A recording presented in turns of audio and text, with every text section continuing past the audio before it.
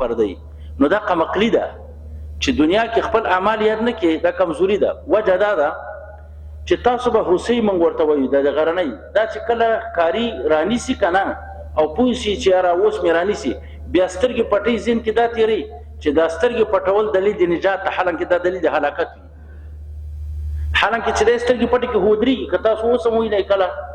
د موټر بلفونه چې ورته ولګېږي نو بیا دا ودرېږي ښه هر ودرېږي دا وایي چې دا دلیل د نجات ته سترګې پټې کړي حالانکې دا دلیل د هلاکت وي. نو انسان ته الله وایي یوم یتذکر الانسان په دغه ورځ باندې به ایله یاد کړي ما سعی ما عمله چې کوم عمل یې کړی ده او هلته یې یادېدل بیا هېڅ پیدا نه لري. دنیا کې به سړی هېروي نه نو چې نه هېروي ګناه دې چې کړي ورور استغفار به وایي په استغفار باندې الله ډېر خوشحالېږي. سید العرب والعجم محمد مصطفی صلی الله علیه وسلم داسې ورځ نه تېرېدله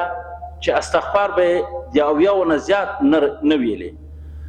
سره د خبر که چا اعمال نه کړي یعنی چا ګناه نه کړي استغفار رفع د درجاتو راولي. یو سړی استغفار وایي ګناه نه ده کړې نو په دې باندې الله درجات اوچتوي ښه او که ګناهونه یې کړي الله یې ګناه معاف کوي خو په استغفار سره حقوق العباد نه معاف کېږي. که په اداره کې چا نقصان کړی که نه دلته کې دا چې 200 کرته استغفار په ورځ کې وایي بیا هم نه معاف کېږي دا ځکه دا د بنده حق ده دا د ټولو مسلمانانو حق ده. مسلمانان حق په استغفار په منځو نه معاف کېږي ښه حق به ورکوې که دې کې دې پیسې اخیستې وي او تا کار هغومره نه یې کړی چې 300 کرته حج بیت الله ته لاړ شي او 1000 کرته استغفار په ورځ کې وي بیا هم الله نه معاف کوي. دا د بنده حق ده د بنده حق کې الله کار نه لري نه معاف کوي تر څو پورې چې ټول افغانستان که موږ معاف کړو هغه نه بعد هم بیا الله معاف کوي که نه په استغفار کار نه کوي خو په حقوق الله کې کار کېږي. مونځ کې دې نقصان کړی ده زیاتی کمی در نه راغلی ده مونځ کې دې تاخیر کړی ده اوس ګوره د غیبت شو د حسد د ټول حقوق العباد دا الله په استغفار نه معاف کوي. نو استغفار باندې صرف حقوق الله په صغایرو کې د خدای حقونه خو صغایر ګناهونه واړه ګناهونه او دا د موږ تاسو چې په دې اداره کې اوسېږو یا د بنده حق را پورې متعلق وي په خدای قسم ده چې استاد راغلی وي دلته په یوه نام باندې چې زه استاد یم او په دې کې مې مشتره اخیستې ده او دی هغه مشتره نه یې اخیستې دا څومره تنخواګانې چې اخیستې دا ورته حرامې هم دي د قیامت په ورځ به الله رانیسي هم او والله لازم چې څوک معاف نه کړي تر وزیره پورې تر امیر المؤمنین پورې والله که معاف کړي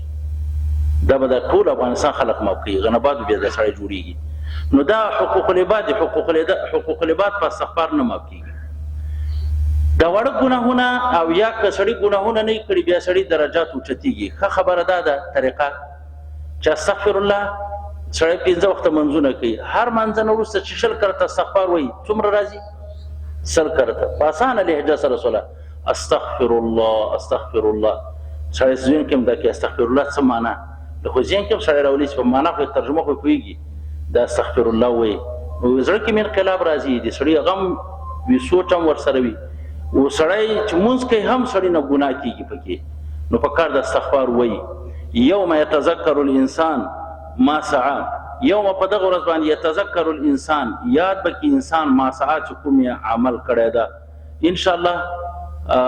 بس سبب انشاءالله نور وایي هلته لګېږي علم